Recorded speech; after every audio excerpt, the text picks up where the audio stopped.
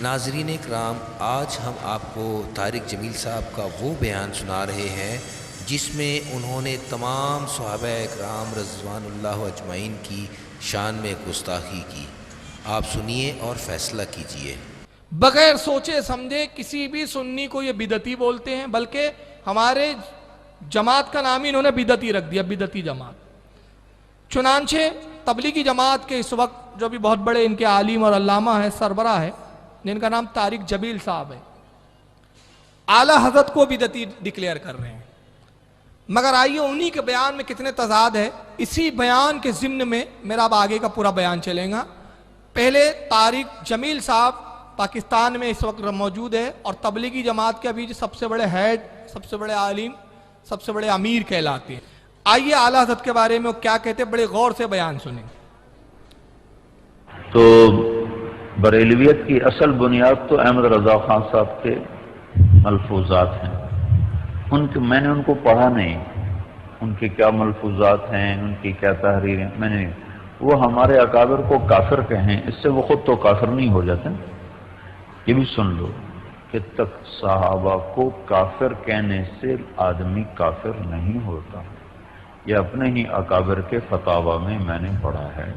ابھی یہاں سے جو یہ طارق جمیل صاحب گفتگو کریں گے، ناظرین کرام یہ ذرا غور سے سنیے اور آپ خود فیصلہ کیجئے۔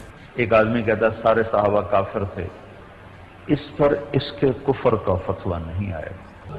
اب وہ قرآن کو نہیں مانتا کہ یہ قرآن وہ نہیں ہے کوئی اور ہے، اس پر وہ کافر ہو جائے گا، لیکن تکفیر صحابہ کے قائل کو کافر نہیں کہہ سکتے۔ تو احمد رضا خان صاحب مرحوم اگر وہ اکابر دیوبند کی تکفیر کے قائل تھے تو اس سے وہ کافر نہیں ہو سکتے۔ تو میں نے خود اپنے استاد صاحب سے سنا کہ ان کی تحریروں میں کوئی ایسی چیز نہیں ہے جو حد کفر تک پہنچاتی ہو یا بالکل کھلی گمراہی تک پہنچاتی، وہ صرف جذبہ عشق میں بدعت کی حد تک پہنچے۔ پھر بدعت اپنی جگہ پر تو کھڑی رہتی نہیں، گاڑی جب اچھلتی ہے تو پھر ایک کلا بازی نہیں لیتی، پھر کتنی کلا بازیاں کھاتی ہے۔ تو اس کے بعد میں آنے والوں انہوں نے کیا سے کیا کر بہت سی چیزیں ہم نے اپنی آنکھوں سے دیکھی ہیں، کیسے بدلی۔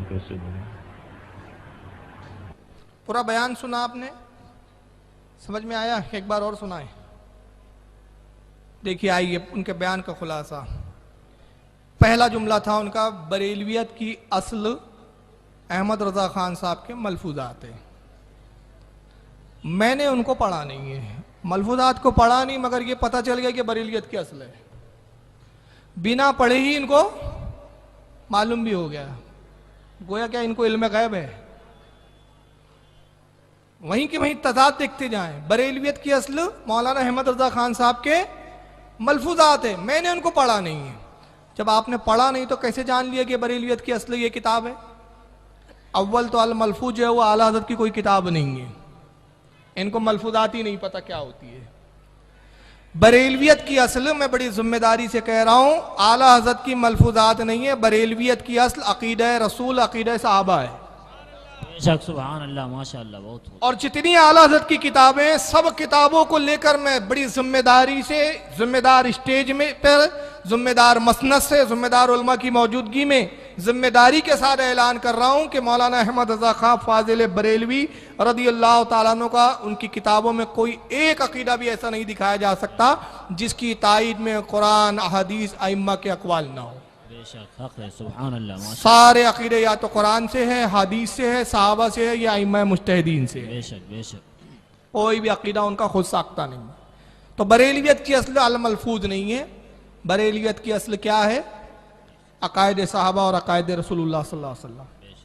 تو پہلے تو یہی دو انہوں نے کیا۔ اب دیکھیے بدماشی، چونکہ ان کے علماء نے گستاخی کر کر کے اپنے آپ کو اتنا گستاخی کا عادی بنا دیا کہ علماء اہل سنت نے، اکابر علماء نے، بزرگوں نے، حرمین طیبین کے علماء نے ان پر حکم کفر لگایا اور کہا یہ گستاخی کی بنا پر، اللہ رسول کی شان میں توہین کی بنا پر ایسے بدترین کافر ہے کہ جو ان کے کفر میں شک کرے وہ بھی کافر ہے۔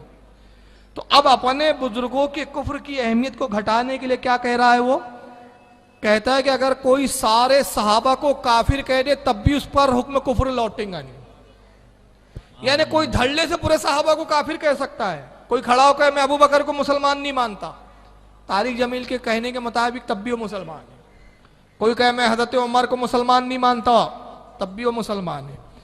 حالانکہ عقیدے کا آپ دوگلا پن دیکھیں. اب ایک ایک چیز پر ہم چلیں گے انشاءاللہ. ان کے نزدیک سارے صحابہ کو بھی اگر کافر کہہ دو تب بھی وہ کافر نہیں ہوتا. کافر ہونے کی صرف ایک وجہ بتائی انہوں نے. اگر کوئی کہتا ہے کہ یہ جو قرآن ہے یہ وہ نہیں ہے جو اللہ کے رسول پہ نازل ہوا تھا تب اس کو کافر کہا جائے. سارے صحابہ کو اگر کوئی کافر دھڑلے سے کہتا پھرے اس پر حکم کفر نہیں لگے گا. سامعین اکرام، آپ نے طارق جمیل صاحب کے جھوٹے بیانات سنے. آج کی ویڈیو میں ہم نے آپ کو صحابہ کی گستاخی کرتے ہوئے طارق جمیل صاحب کا بیان سنایا اور اس کے بعد ایک عالم دین کا اس پر تشریح کرنا اور اس کی وضاحت بیان کرنا بھی سنایا. اب طارق جمیل صاحب کو سننے والے خود فیصلہ کریں کہ طارق جمیل صاحب کو سننا، ان کے جھوٹ اور ان کی گستاخیاں سننا جائز ہے یا ناجائز. ہمارا مقصد کسی کی بھی دل آزاری کرنا نہیں ہے.